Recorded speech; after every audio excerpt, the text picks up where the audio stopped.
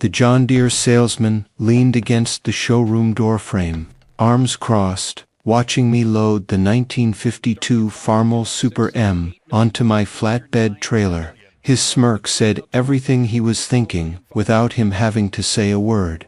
"That's what your grandpa left you." He finally laughed out loud, shaking his head like he'd just heard the funniest joke of his life. "Kid, I got payment plans that'll put you in a real tractor. Something from this century. Hell, something from this decade." I didn't answer him. Just secured the chains tighter around the old red machine and kept working. Let him laugh. Let him think whatever he wanted to think. My name's Tom Brennan. I'm 34 years old, and 3 weeks ago, my grandfather passed away on his farm just outside Springfield, Illinois. Raymond Brennan, 89 years old when he went, spent every single day of his life on that same piece of land his father bought back in 1928. I'd been living in Chicago for 12 years at that point, working in commercial real estate. Good job, good apartment, good life by most people's standards. But I always felt like something was missing. Like I'd left a part of myself behind when I left the farm for college. Grandpa and I had talked on the phone every Sunday evening for as long as I could remember. Even when I was traveling for work. Even when I was too busy to call anyone else. Sunday evenings at 6 o'clock, my phone would ring, and it would be him wanting to know how my week had gone. He never made me feel guilty about leaving. Never said I should have stayed and farmed. He'd just ask about my job, my life, my plans, and then he'd tell me stories about the farm, about the weather, about what he was working on, about the tractors. He talked about that Super M sometimes, never made a big deal about it, just mentioned it in passing. How it still started every time. How the engine ran smooth. How he'd spent a Saturday afternoon changing the oil even though he hadn't actually driven it in years. I should have paid more attention, should have asked more questions, but I was always rushing to the next thing, the next meeting, the next deal. The lawyer read the will in Grandpa's living room on a gray Tuesday afternoon. The whole family showed up. My cousins, my aunts, my uncles, everyone waiting to see what they'd get from a lifetime of Raymond Brennan's hard work. My cousins, Derek and Michelle, got the house and the land. 400 acres of prime Illinois farmland. My Aunt Susan got the newer John Deere equipment, the trucks, the implements. My uncle got the livestock and the grain storage. And me, I got one single item, the 1952 Farmall Super M, sitting in the back corner of Grandpa's oldest barn, covered in 30 years of dust and oil stains. My cousin Derek actually laughed out loud when the lawyer read that part. "Enjoy your scrap metal, Tom. Maybe you can sell it for parts and buy yourself a nice dinner." Everyone else just looked uncomfortable. I'd always been the one who didn't farm. The one who went to college in Chicago. The one who worked in an office instead of behind a plow. The one who came home maybe twice a year if I could fit it into my schedule. So yeah, I completely understood why everyone thought Grandpa giving me that old tractor was either a joke or an insult, maybe both. But I remembered something nobody else seemed to remember. When I was 8 years old, Grandpa took me out to that barn on a summer evening, pulled the dusty tarp off that Super M. The red paint was faded and worn, but you could still make out the word Farmall across the grill in those classic white letters. "This tractor," he told me, putting his weathered hand on my small shoulder, "is special. Don't you ever forget that, Tom." I asked him why it was special. What made this one different from all the other tractors he owned? He just smiled that knowing smile of his and said, "You'll know when the time comes, son. You'll know." So when that John Deere dealer stood there mocking me, I didn't take the bait. I just drove that Super M home to my garage in Springfield and started trying to figure out what Grandpa had meant all those years ago. The first thing that surprised me was that the engine actually turned over. After sitting for who knows how long, I expected it to be seized up completely, but it fired right up after a few tries. The carburetor was surprisingly clean. The oil looked like it had been changed relatively recently. Somebody had been maintaining this machine even though it hadn't been used in years. I started going through Grandpa's old papers that my aunt had boxed up and given me. Birth certificates, property deeds, tax records, going back decades. And then I found it. A black and white photograph from 1952. A much younger Raymond Brennan, maybe 30 years old, standing proud as could be, next to a brand new Farmall Super M. On the back of the photo, in his distinctive handwriting, he'd written, "First tractor I ever bought with my own money, paid cash. Never forget this day, June 15th, 1952. That's when I noticed something that made my heart start racing. The serial number, visible in the photograph, matched exactly the serial number on the tractor sitting in my garage. This wasn't just any old Super M. This was Grandpa's very first tractor. The one he'd bought as a young man with money he'd saved working 3 different jobs. I called a buddy of mine named Frank, who restores antique farm equipment over in Decatur. Asked him if he'd mind coming to take a look at something. He showed up the next afternoon, walked around the Super M twice without saying a word, then suddenly stopped, cold, and got down on his hands and knees. "Tom," he said slowly, "do you have any idea what you've got here?" I shrugged. "A 50-year-old Farmall that my grandpa kept for sentimental reasons." Frank pointed to something I'd never noticed before. A small brass plate, maybe 3 inches wide, riveted to the frame near the engine block. Most of it was covered in decades of grime and oil. He pulled out a rag and carefully cleaned it off. The engraved text became visible. Prototype Unit 003, International Harvester, Experimental Division, 1951. Frank's hands were actually shaking as he stood back up. His face had gone completely white. "This isn't a production model," he said, his voice barely above a whisper. "This is one of the original test units. International Harvester only made 5 of these before they finalized the Super M design for mass production. As far as I know, the other 4 were all scrapped or destroyed in testing." "What are you saying?" I asked him. "I'm saying this might be the only prototype Super M left in existence. This thing is absolutely priceless. Museum quality. Collectors all over the world would kill to own this." I still didn't fully believe him. It seemed impossible. How could Grandpa have owned something this valuable and never mentioned it to anyone? How could he have kept it hidden for all those years? Frank spent the next 2 hours going over every inch of that tractor with me. He showed me modifications that were unique to the prototype units. A different casting on the transmission housing, a slightly modified governor system. Even the wheel hubs were a different design than what eventually went into production. He took probably 100 photographs, measured everything, made detailed notes. He told me he knew a guy at the International Harvester Museum in Chicago who would absolutely lose his mind over this. That night, after Frank left, I sat in my garage, just staring at the Super M, thinking about Grandpa, driving it across those fields, year after year. Thinking about him keeping this secret, thinking about why he chose to leave it to me, instead of one of my cousins who actually farmed. The more I thought about it, the more it made sense.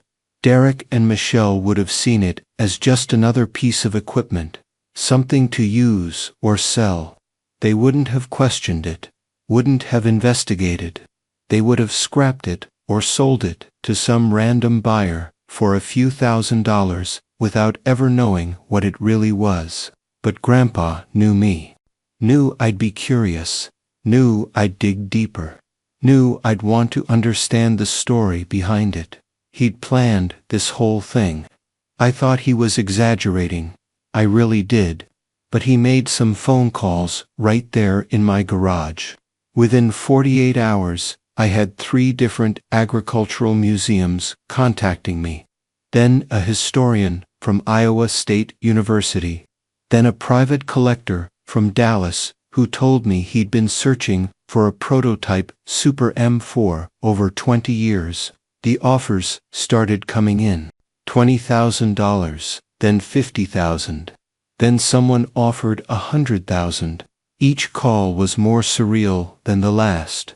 One collector from Tennessee explained to me that he'd spent 15 years trying to authenticate rumors that any of these prototype units had survived. He'd traveled to salvage yards across 7 states. He'd interviewed retired International Harvester engineers. He'd gone through company archives. And here I was, with one sitting in my suburban garage. A museum curator from Minnesota told me they'd pay $200,000 just for the right to study it for 6 months before I sold it to anyone else. They wanted to document every modification, every unique feature, everything that made it different from the production models. The Smithsonian rep I spoke with, a woman named Dr. Patricia Morrison, told me she'd been working in agricultural history for 28 years and had never seen anything like this come available. She said most people don't understand how rare agricultural artifacts of this caliber really are. She compared it to finding an original Wright Brothers aircraft component or a prototype Ford Model T. But I told every single one of them no. Not because I was holding out for more money, but because I needed to understand why Grandpa never told anyone about this, why he kept it hidden in the back of his barn, why he left it specifically to me. I went back to his farmhouse. My cousins had already cleared out most of the furniture and personal belongings, getting ready to sell the place. But I remembered Grandpa had a hiding spot in the attic, a loose floorboard where he used to keep important papers. The house felt different, empty. My footsteps echoed on the hardwood floors. The walls where family photos had hung for decades now showed faded rectangles of darker paint. The kitchen, where Grandma used to make Sunday dinners, was stripped bare. I climbed the narrow stairs to the attic. The air up there was hot and still, full of dust that caught the afternoon sunlight coming through the small window. I could hear the house settling, those old timber beams creaking the way they always had. I found the board right where I remembered. 3rd row from the west wall, 4 boards in from the south side. I'd watched him hide things there when I was a kid, though he'd never told me what. I pried it up with a screwdriver I'd brought from my truck, and there was the old metal lockbox I'd never seen before. It was one of those fire-safe boxes from the 1960s, dark green, with a simple key lock that had been left open. Inside was a single envelope with my name written on it in his distinctive handwriting, the same handwriting I'd seen on 1,000 birthday cards and Christmas letters over the years. My hands shook as I opened it and started reading. Tom, if you're reading this, then you got the tractor like I planned. Good, you're the only one in this family who'll understand what I'm about to tell you. I bought that machine in the spring of 1952 with money I'd saved working at the grain elevator, the gas station, and doing carpentry on weekends. 3 jobs for 2 years straight. The dealer, a man named Howard Pinsky, told me it was an experimental unit. Said International Harvester was testing new designs, and they were selling off a few of the prototypes cheap because they might not hold up long term. Most farmers wouldn't touch them. Too risky. But I took the chance because it was all I could afford. That tractor plowed every single field on this farm for the next 30 years. Never quit on me once, never broke down. It taught me something important that I want you to understand. Real value isn't in what's shiny and new. It's in what lasts. It's in what works when everything else fails. I'm giving this tractor to you because you left the farm, but you never forgot where you came from. You're the only one who won't just see it as a piece of old junk. Don't sell it unless you absolutely have to. But if you do decide to sell it, make damn sure it goes to someone who understands what it represents. It represents taking a risk when nobody else would. It represents trusting in something that hasn't been proven yet. It represents the value of what endures. I love you, Tom. I'm proud of the man you became. Your grandfather, Raymond. I sat in that empty attic for over an hour, holding that letter, crying like I hadn't cried since I was a kid. 2 months went by. The offers kept coming. $250,000, $500,000. The Smithsonian even reached out through their agricultural history department. Then, I got a call from Meckham Auctions. They were putting together a special vintage agriculture equipment sale in Indianapolis, biggest one in the country. They'd heard about the Super M through the collector network. They wanted it as the centerpiece of the entire auction. I thought about Grandpa's letter for a long time, thought about what he would want me to do. I finally said yes. The auction was scheduled for a Saturday in October. I hauled the Super M to Indianapolis myself, driving slowly the whole way, thinking about everything that had led to this moment. The Meckham facility was enormous. Thousands of pieces of equipment staged for the sale. Combines, tractors, antique trucks, rare implements, but they gave the Super M a special spot, front and center on the main platform. The night before the auction, I walked through the empty hall, just me and that tractor under the spotlights. I put my hand on the same steering wheel Grandpa's hands had gripped for 30 years. I could almost feel him there with me. The next morning, the place filled up fast. I'd never seen so many serious collectors in one room. Men in expensive boots and designer jeans. Museum representatives with authentication equipment. International buyers on cell phones translating for clients in other countries. When they rolled the Super M onto the auction platform under those bright lights, you could hear the entire crowd go silent. Then the murmuring started. Collectors recognizing what they were looking at. Historians confirming it with each other. Museum curators making frantic phone calls. The auctioneer was a man named Dale Mitchum. Been doing farm equipment auctions for 40 years. He'd personally called me 3 times before the auction to make sure I understood what was about to happen. He said in all his years, he'd never sold anything like this. He stood at the podium and explained the history of the tractor, explained how rare it was, explained that this might be the only one left in the world. He talked about International Harvester's experimental division, talked about how most prototype equipment got scrapped or destroyed, talked about how this one had somehow survived and worked for 3 decades. Then he said something that surprised me. He told the story of Raymond Brennan, a young farmer who took a chance on an unproven machine when everyone else said no. A man who kept that machine running long after newer models came along. A man who understood that real value isn't about what's new, it's about what endures. Ladies and gentlemen, Dale said, his voice carrying through the silent hall, we'll start the bidding at $500,000. 3 paddles went up immediately. Within 30 seconds, the bid hit $2 million. At $5 million, there were only 3 bidders left. A private collector from Stuttgart, Germany, a representative from the Henry Ford Museum in Michigan, and a woman in the back representing the Smithsonian's National Museum of American History. At $8 million, it was down to the German collector and the Smithsonian.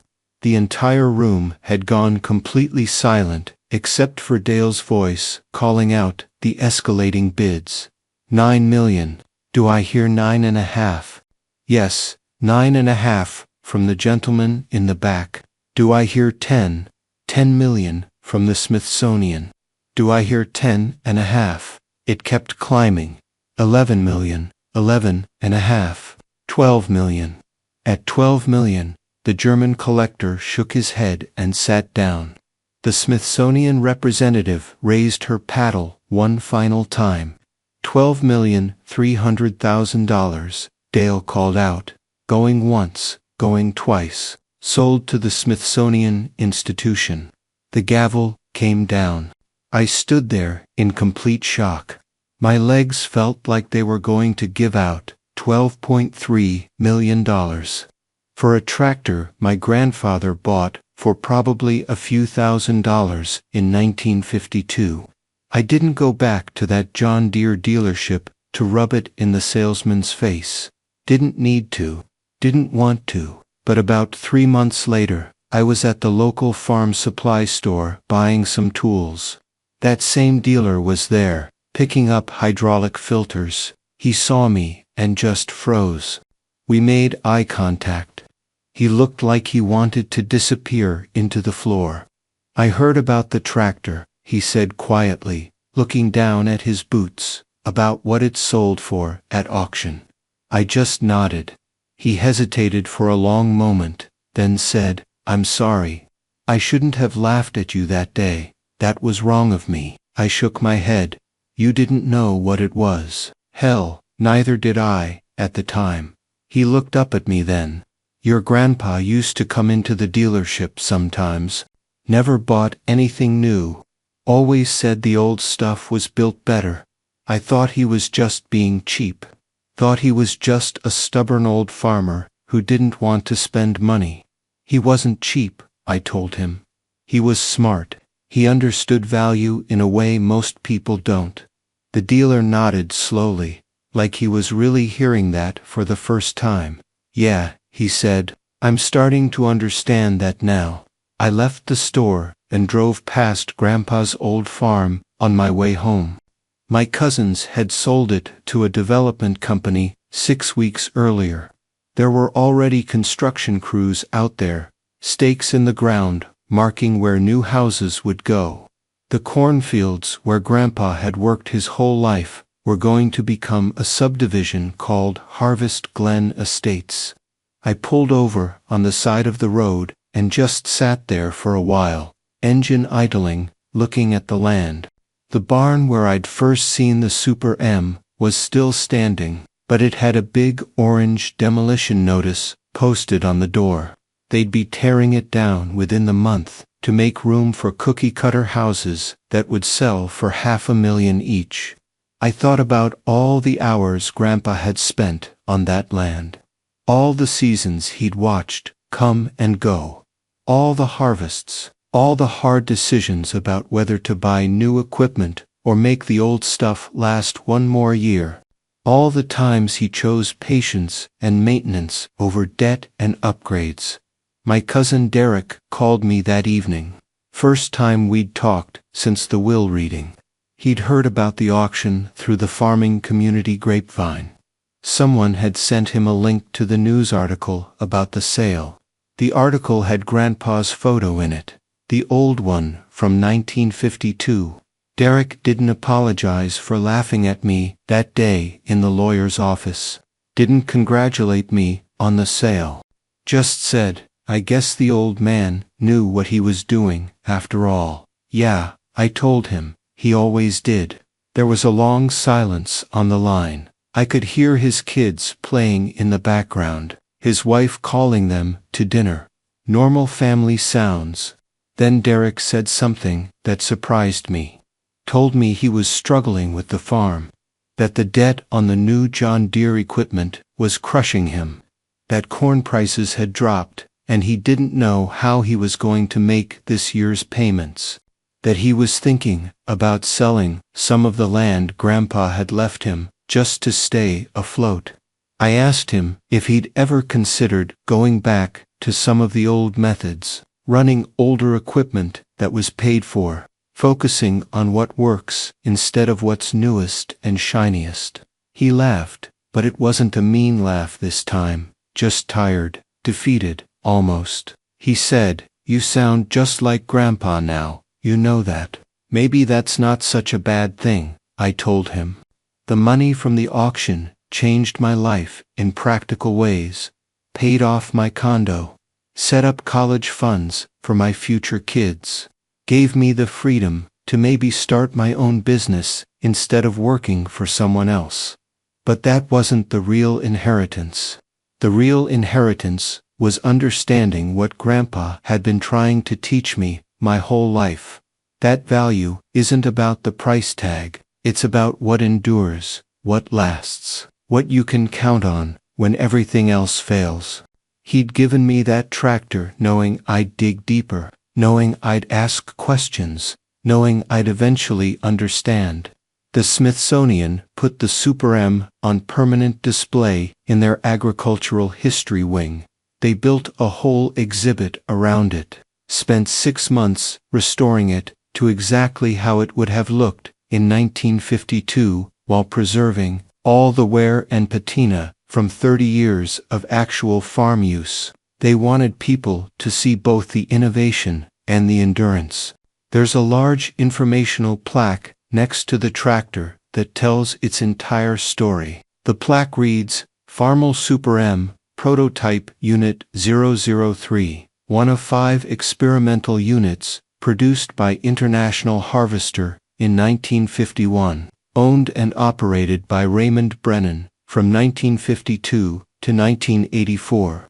This tractor represents American agricultural innovation and the farmers who believed in untested technology when no one else would. It plowed the same Illinois farmland for 32 consecutive years without a single major mechanical failure, a testament to engineering excellence and the enduring spirit of American farming."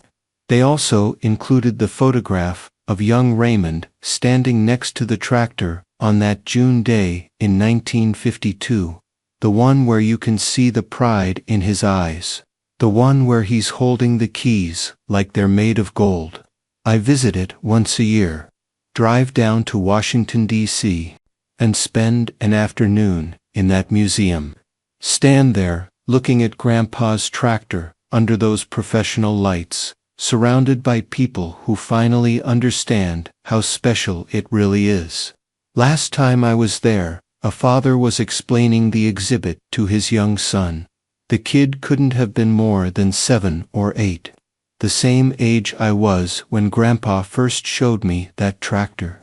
The father was reading the plaque out loud, telling his son about how this farmer took a risk on something nobody else believed in, about how he kept it running long after everyone said he should upgrade, about how sometimes the old ways are the best ways, about how the machines they built back then were made to last, not made to break, so you'd have to buy another one. The kid looked up at his dad with those wide, curious eyes kids have, and asked, was he rich? The father smiled and shook his head. No, son, he was smart. There's a difference. Being rich is about how much money you have. Being smart is about how you use what you've got. I almost said something to them, almost introduced myself, and told them I was Raymond Brennan's grandson, that I knew him, that I'd learned from him, but I decided to just listen instead. To let Grandpa's story speak for itself, the way he would have wanted. I walked around the exhibit one more time before leaving, read every information panel, looked at every photograph they'd included. There was one I hadn't seen before on this visit. Someone from the family must have donated it. It showed Grandpa as a much older man, maybe 70 or so, sitting on the Super M in front of the barn. He wasn't posing for the camera. Wasn't even looking at it. He was just sitting there, one hand on the wheel, looking out at his fields, the way he must have done 1,000 times before. That's the image I carry with me now. Not the tractor under museum lights. Not the auction, or the money, or any of that. Just Grandpa on his tractor, looking at his land, content with what he'd built, and how he'd built it. And every single time I'm there, standing in front of that exhibit, I hear Grandpa's voice in my head, as clear as if he was standing right next to me. The same words he said to me when I was 8 years old, standing in that dusty barn, looking at a machine I didn't understand yet. This tractor is special, Tom. Don't you ever forget that. I never will, Grandpa. I promise you, I never will.